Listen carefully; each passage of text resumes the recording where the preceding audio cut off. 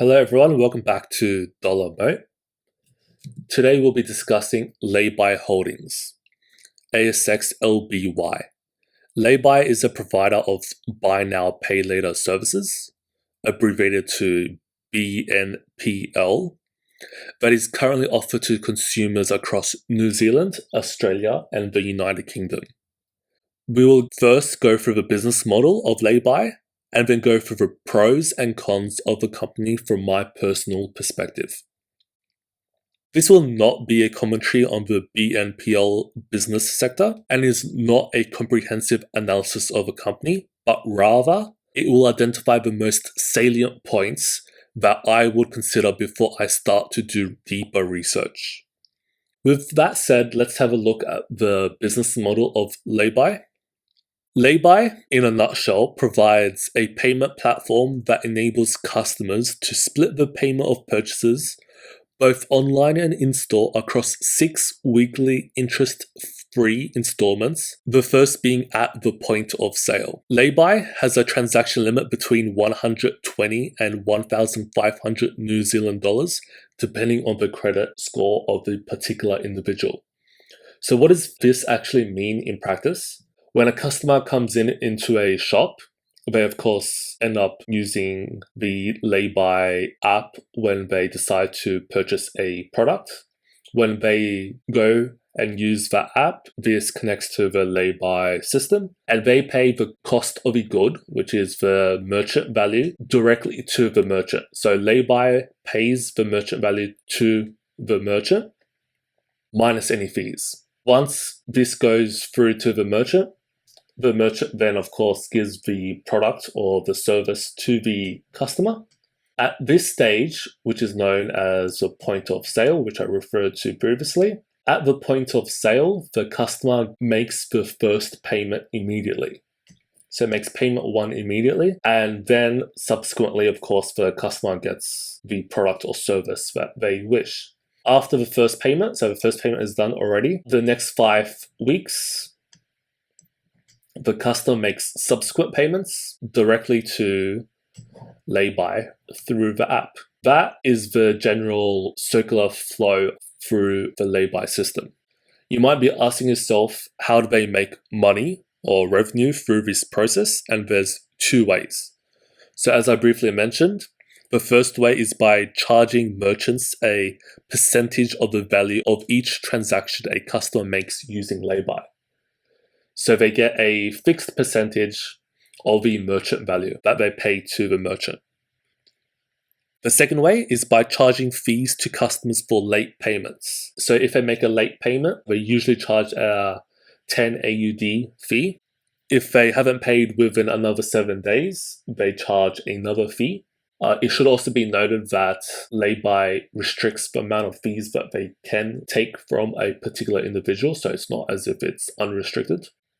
Those are the main 2 ways of generating revenue through this process.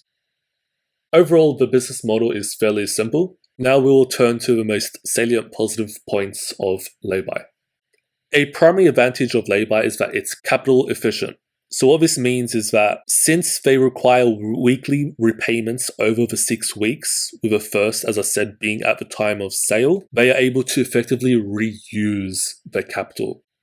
In fact, they also offer the ability for customers to pay earlier than their scheduled repayment plan as well. So through both of those 2 avenues, the benefit is that they can reuse the capital and therefore have a higher gross merchant value annually. The impact of this is that Laybuy does not have to use or borrow as much from lenders, and they don't have to attempt to secure debt funding facilities. If you compare to a fortnightly payment schedule, Laybuy says they are able to reuse its capital base 21 times as opposed to the fortnightly amount, which would equal to 18 times per year.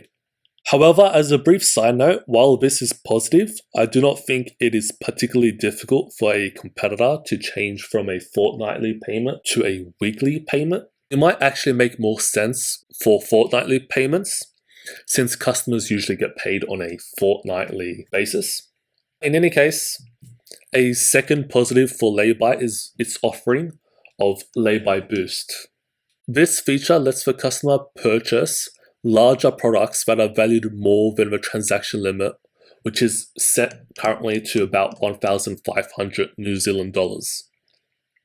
They do this by effectively allowing the customer's first payment that occurs, as I said, at the time they are buying the product, so at the point of sale, to be of a much higher amount. And then the rest of the 5 payments are split between what is left over, which will be within the transaction limit. Let's take an example. Let's say that a particular individual's transaction limit is 1,000 Australian dollars, but they wish to buy a product which costs 1,500 Australian dollars.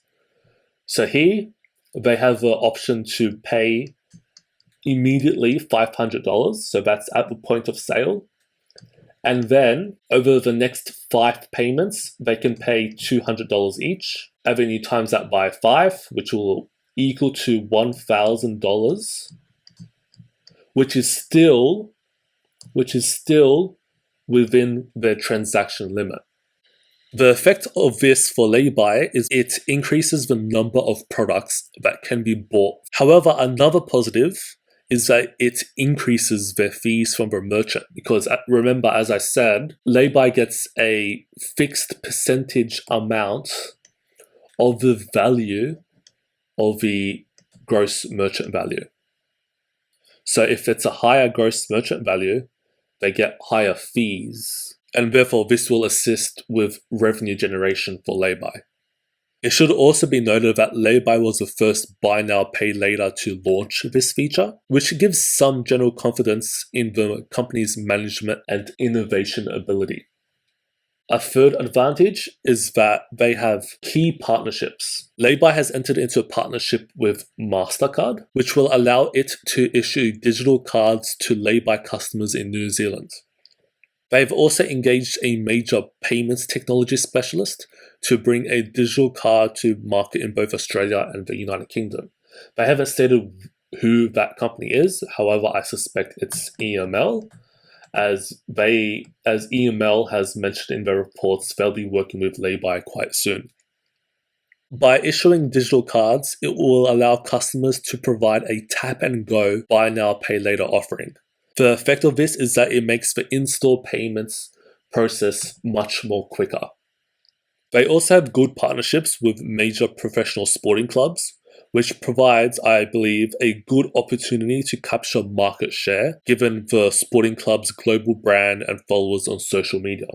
For example, Laybuy currently provides services to Arsenal through their online store in the United Kingdom. They also have a good relationship with a billion-dollar clothing company called Boohoo. These relationships help assist cement the placement of Laybuy as a buy now, pay later service, which is critical considering, for example, the intense competition, which we will look at right now since we'll be going through the cons. One of the cons of Laybuy is that it seems to be particularly reliant on the United Kingdom to scale its business.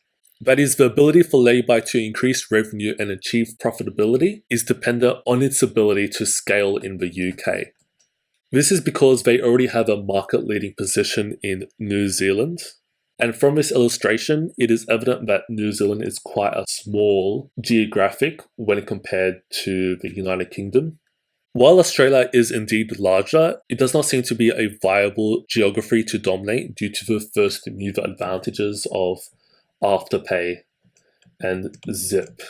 However, the UK is evidently much larger, and Laybuy suggests that the buy now, pay later service is not as mature and not as developed when compared to, for example, in Australia.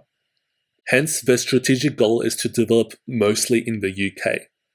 However, being dependent on this may not be the best move, and it is unknown as of yet if they can achieve the economies of scale to generate enough profit. This brings us to the second point, which is related to the first in that the buy now, pay later offering is quite crowded and thus quite competitive. While Laybuy serves to be the market leader in New Zealand, in Australia, Afterpay and Zip are the two most dominant players. And even with that said, there is a bunch of more buy now, pay later services that exist in Australia. In the UK, there's an offering called Klarna, as well as ClearPay. And also Zip, in fact, provides services in the UK. The question hence then becomes if we think that Laybuy offers enough of a competitive advantage to be more attractive than the other buy now, pay later services. This will involve a comparative analysis of all of these companies, and even then, there may not be a clear answer. The third negative is one that is common to all of the buy now, pay laters. So it's not just Laybuy, which is good news in that sense. The business naturally causes the presence of bad and doubtful debts.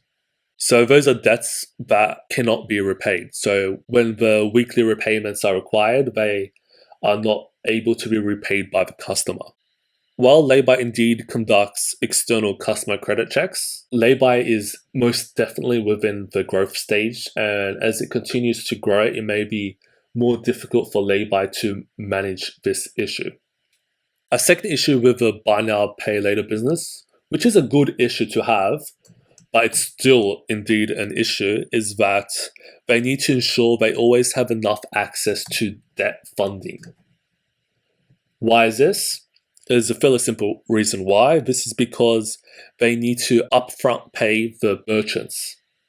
So they have to ensure they are getting good financials and market share, as the lender will be checking if it's worthwhile to lend money, for example, to a business that has quite significant competition. Overall, these are my preliminary thoughts on Laybuy in terms of the positives and negatives. I would indeed be interested in hearing your thoughts or any of your personal insights. Feel free to chuck it down in the comments below, and I'll consider those if I ever do decide to make an investment into Laybuy Holdings.